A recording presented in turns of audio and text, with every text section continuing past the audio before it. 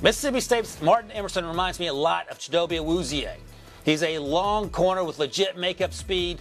He can run with wide receivers on vertical routes, and he doesn't panic while he stays in phase. He shows open field tackling ability and is very good at sitting on routes with the intentions of jumping them. He's shown a consistent ability at closing gaps with wideouts on in-breaking routes and then putting himself in position to make plays. He can be out-physical by bigger wide receivers, see Treylon Burks for example, but he can also consistently stay in phase throughout the route against SEC competition. And look, while there's a lot to like, Emerson had just one interception in 3 seasons, and he can sometimes get too handsy at the top of the route, which will be flagged at the next level. He needs to do a better job getting off wide receiver blocks versus a run, and in general, he needs to be more aggressive as a tackler in the run game.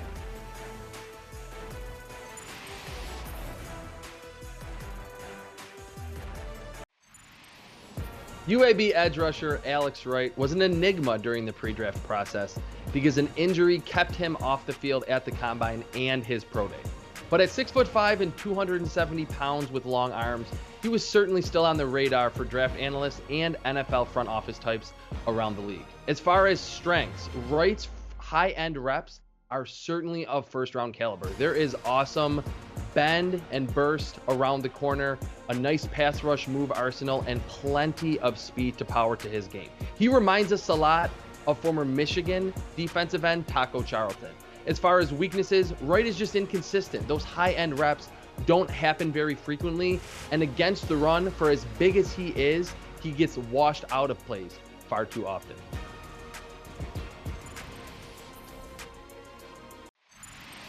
Although the preseason hype for Purdue wide receiver David Bell has subsided substantially during the pre-draft process, he still feels like that receiver that can outplay his draft position because he's so polished as a player.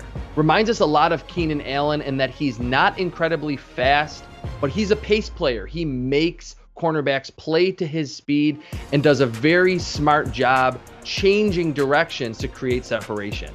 Then after the catch, he's a dynamic player, forced over 20 missed tackles in 2021 at Purdue, and is very good tracking the football down the field. With David Bell, the weaknesses all center around his lack of speed and explosiveness off the line of scrimmage.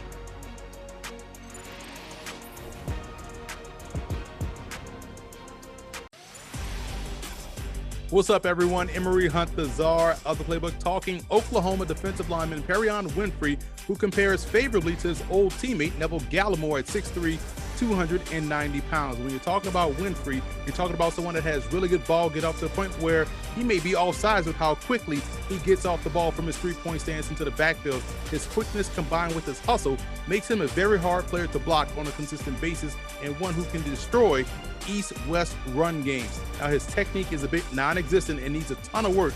Right now, he has a decent bull rush, and if he can get a great one, or if he had better hand usage, he can do a lot of damage at the pro level. Do you want a sports network that delivers everything that matters about the game? The highlights, the picks, the instant analysis, no yelling, no fake debates, no politics. Hit the subscribe button and never miss a moment.